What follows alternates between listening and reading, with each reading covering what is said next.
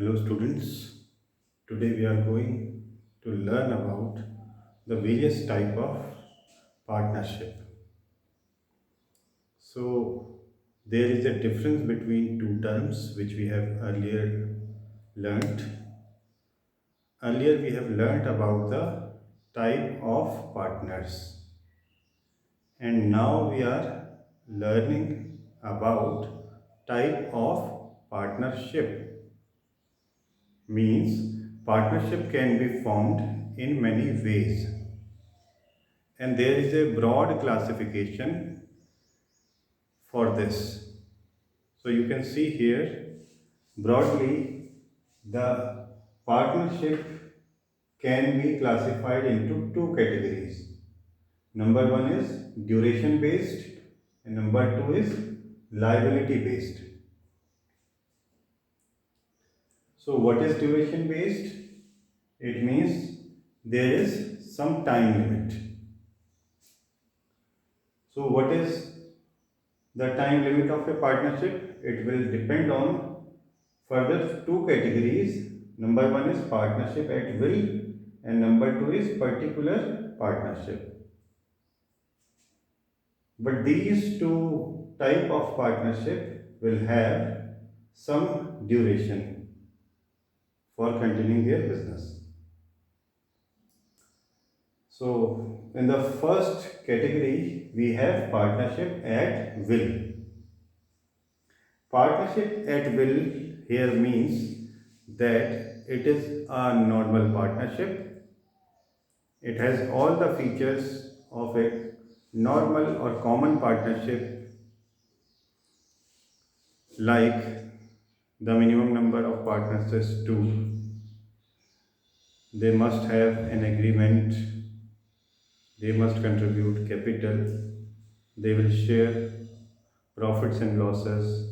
Everyone will have a right to take part in the management meetings, and they have unlimited liability. They may register their partnership firm or they do not so.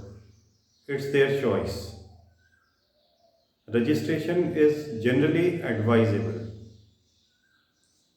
so that in case of dispute, something can be presented in the court as an evidence of the agreement. So now a question arises, what is the duration here? Partnership at will means whenever the partners want to close that particular partnership firm, they can do so. It's their choice.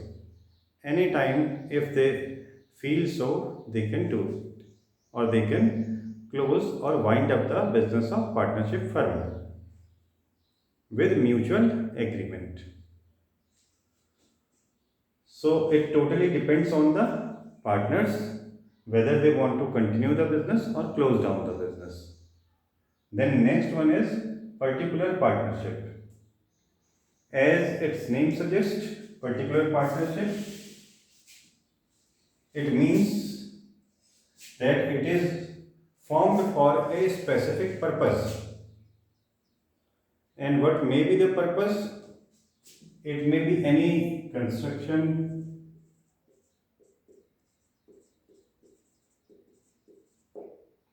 any project,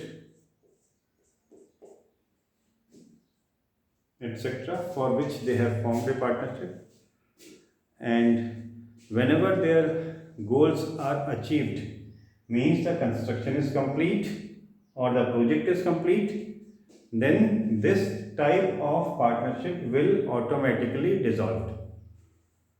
Suppose they have formed a partnership firm for making a colony, and say a number like 30 or 40 houses there, and whenever the houses are complete, the township is complete, then their partnership firm will automatically dissolve. It may be dissolved at the expiry of a time if it is purely time based, say for 3 months partnership or 6 month or 2 year partnership. It depends on their agreement. Here also all partners have unlimited liability, and they can participate in management meetings, they can share profits and losses. Everything is common for a particular partnership. The difference is that the purpose, and these purposes, when they are achieved, then this type of partnership firm cease to exist, means it is dissolved. And here we have to focus only on duration. So in partnership at will, it is the choice of partners when to close down the business, but here we are bounded by a particular project or particular time. Then we have next category, that is liability based partnership. First one is general partnership. It has all the features similar to a common partnership, like they have members who contribute capital, they share profits and losses, they have unlimited liability. Everything is normal, and their liability is mainly we are focusing on liability. So every partner in the general partnership will have unlimited liabilities. It means when business resources are short to pay the debts, then the personal properties of the partners can be used to settle it. Then we have another type, limited partnership, or we can say limited liability partnership. It is also known as LLP. In such type of partnership, at least one partner must have unlimited liability. Suppose there are three partners A, B, C, and their liabilities are, suppose A have limited liability, B have unlimited liability, and C have unlimited liability. So these two will be the main partners of the firm.